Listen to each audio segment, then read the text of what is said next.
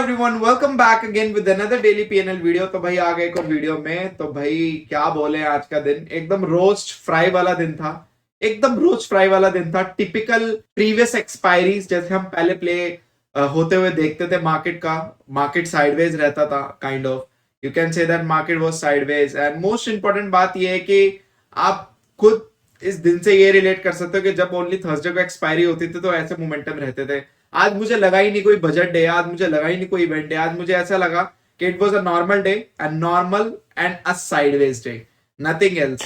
यहाँ पे fin Nifty को देख लो, आप बैंक निफ्टी को देख लो, किसी को भी देख लो। बैंक निफ्टी ने फिर भी थोड़ा सा कोशिश की, बट बैंक निफ्टी में आज एक चीज नहीं हो रही थी कि बैंक निफ्टी में प्रीमियम इतने बढ़ नहीं रहे थे as comparison to Nifty. Nifty में फिर भी थोड़े स्पाइक आ रहे थे प्रीमियम्स में, बट बैंक निफ्टी में ज्यादा नहीं आ रहे थे। मिड कैप सेलिंग में काफी अच्छा आया था, वन डायरेक्शनल। मैं बोलूंगा मिड कैप में फिर भी एक अच्छा मूव था, अगर जिसने कैप्चर किया होगा मॉर्निंग से। तो आज tradable index only mid cap था, बाकी बैंक निफ्टी, फिन निफ्टी और निफ्टी तो भाई क्या बोले, कुछ ऐसा कुछ था खास था नहीं। और बस मेरे को कुछ बोलना नहीं है, क्योंकि वैसे भी आप लोगों को पता होगा कि पिछले बजट्स का डेटा आप लोगों के पास वायरल हो रहा होगा कि पहले बजट्स कैसे गए हैं। मुझे लगता है एक नया डेटा आज क्रिएट हो गया कि बजट वाले दिन भी मार्केट साइडवेज हो सकती है। अब ये इतिहास में लिख चुका है, जो कि आज का दिन है। अब मुझे ये लगता है कि कहीं ना कहीं अब मार्केट जो है, जो आपका फुल बजट आएगा जुलाई में, वहां आपको एक बहुत अच्छा मोमेंटम देखने को मिलेगा फॉर श्योर एंड श्योर।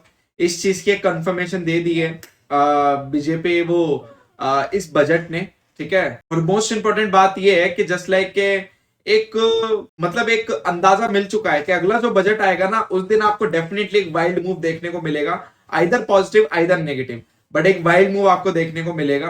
तो जुलाई में जब फुल बजट होगा तब और मुझे लगता है ज्यादा मजा आएगा। ये कहीं ना कहीं ये जो एक स्पॉइलर क्रिएट किया है इस बजट पे, ये सारा का सारा इसका भरपाई आपका जुलाई वाला बजट करेगा।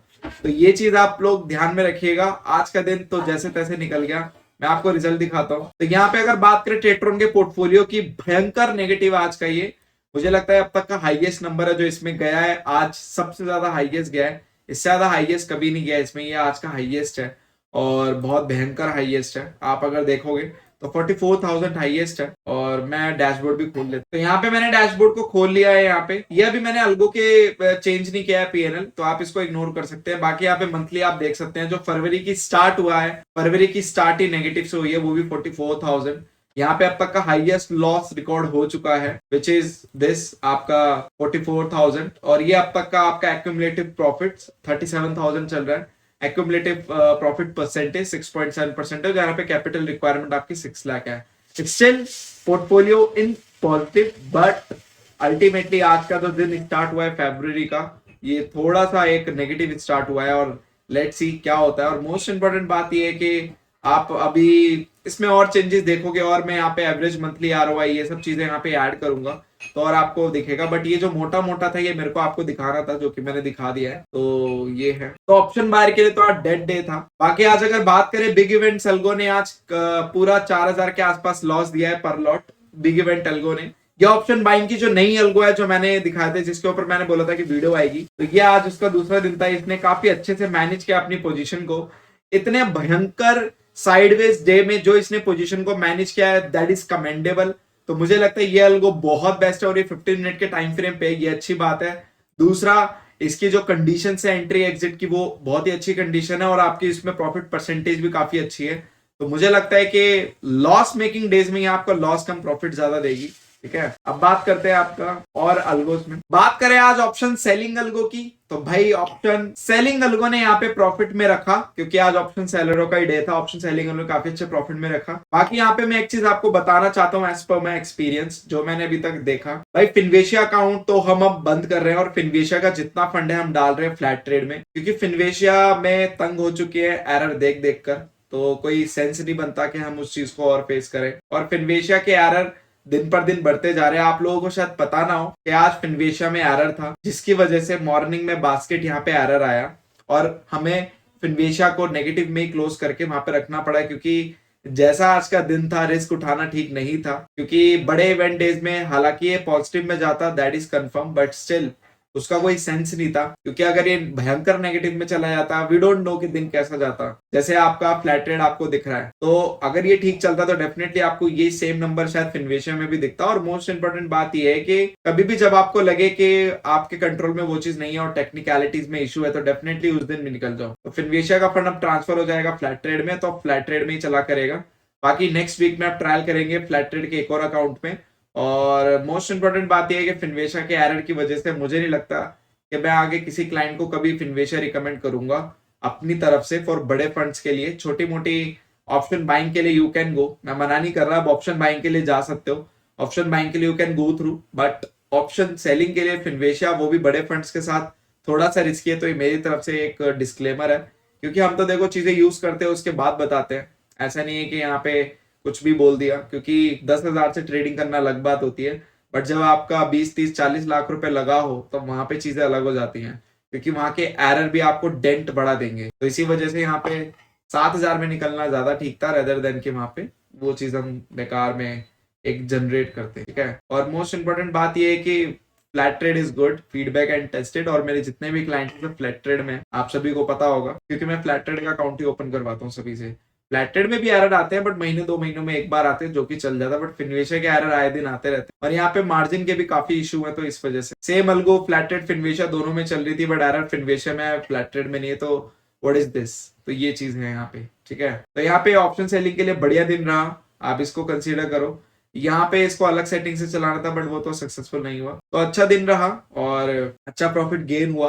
और मोस्ट इंपोर्टेंट बात यह है कि ऑप्शन सेलिंग ही एक ऐसा मार्ग है जो आपको लॉन्ग टर्म में प्रॉफिटेबल रख सकती है। ऑप्शन बाइंग भी रख सकती है, ऐसा नहीं है ऑप्शन बाइंग नहीं रह सकती, बट ऑप्शन बाइंग प्रॉफिट में रखने के लिए आपके पास फंड होना चाहिए, तभी आप ऑप्शन बाइंग में रह सकते हैं। देखो बेसिकली होता क्या है, मैं आपको एक चीज बता दूं कि अगर आपके पास एक फंड है और उस फंड के साथ अगर आप कोई भी स्ट्रैटेजी फॉलो कर रहे हो, आइदर ऑप्शन बाइंग और सेलिंग, कंडीशन हर स्ट्रैटेजी की यही रहती है कि आपको लॉन्ग टर्म तक उसको प्रॉफिटेबल अटेन करने के लिए फॉलो करना है। अगर आप उसको 10 दिन यूज करोगे, 15 दिन आपके 15वें दिन आपका लॉस हो गया, तो आप बोलोगे कि ये तो बेकार है, तो आप ऐसे कभी प्रॉफिटेबल बन ही नहीं पाओगे। एक प्रॉफिटेबल स्ट्रैटेजी वही स्ट्रैटेजी होती है जहां पे आपने उसको देखा, बैक टेस्ट किया, आपने पता लगा लिया कि यस इट इज प्रॉफिटेबल। उसके बाद अब आपको उसमें प्रॉफिटेबल तब रहना है जब आप उसमें आप ट्रेड करोगे लॉन्ग टर्म तक। अगर आप लॉन्ग टर्म तक ट्रेड नहीं कर रहे हो, हर दिन में स्ट्रैटेजी बदल रहे हो, हर दिन में अपना सेटअप बदल रहे हो, तो आप कभी जीवन में कभी प्रॉफिटेबिलिटी अटेन नहीं कर पाओगे। यस शॉर्ट टर्म में आपको जरूर लॉसेस होंगे, बट लॉन्ग टर्म में you will be in profitable stage, जो कि बोला जाता है कि एक प्रॉफिटेबल ट्रेडर क्या होता है। प्रॉफिटेबल ट्रेडर वही ट्रेडर है जो अपने एक सेटअप को लॉन्ग टर्म तक फॉलो करता है। क्या पता शॉर्ट टर्म में आप 3-6 महीने तक क्या पता नेगेटिव भी रहो, 8 महीने तक भी नेगेटिव रहो, 5 महीने तक भी आप नेगेटिव रहो, नेगेटिव से आप, बट जो ग्राफ आपका ना स्टार्ट होगा पॉजिटिव में, वो आपको उसी सेटअप की वजह से ही होगा जो आपको नेगेटिव में लगेगा। बस फर्क इतना है, कोई भी कंडीशन डिसाइड करो, कोई भी अल्गो डिसाइड करो, उसके साथ लॉन्ग टर्म तक जाओ। क्योंकि काफी लोगों का सबसे बड़ा क्वेश्चन और सबसे दुश्मन वाला क्वेश्चन यही है कि सर प्रॉफिटेबिलिटी कैसे अटेन करें, मार्केट में काम करना बहुत मुश्किल है।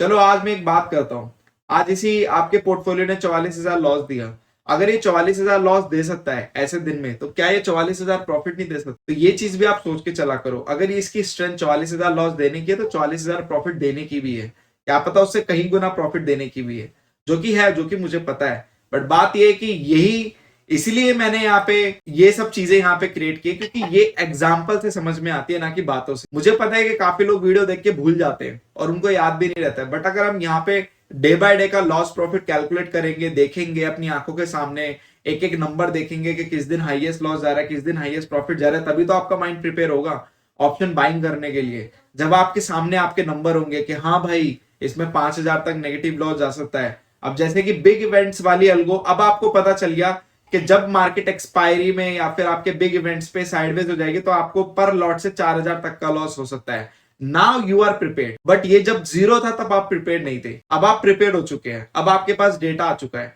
तो this is real data.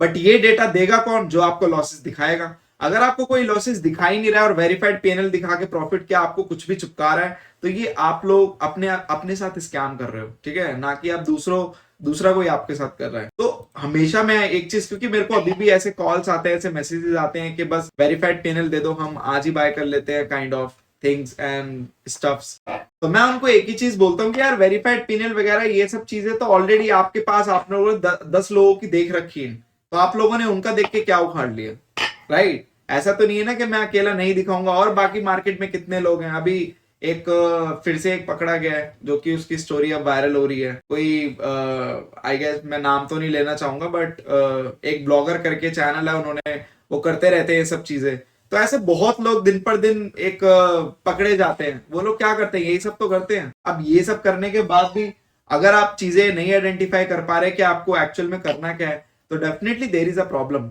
In the psychology. Psychological level पे आप कहीं ना कहीं अपने आप को डिग्रेड कर रहे हो हर दिन। तो इसलिए मैं बोलता हूं कि ये सब चीजें करने का सिर्फ एक ही मकसद है कि आप लोगों को एक दिखाना, बताना और एक अपने आप के माइंड को प्रिपेयर करना, ठीक है?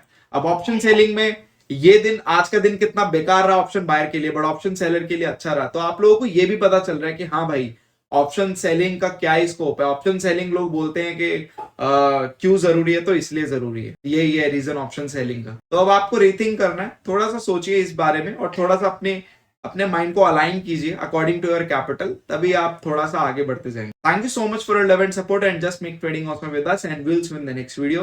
बाकी जाने से पहले वीडियो को लाइक करना और चैनल को सब्सक्राइब कर लेना अगर आपने नहीं किया।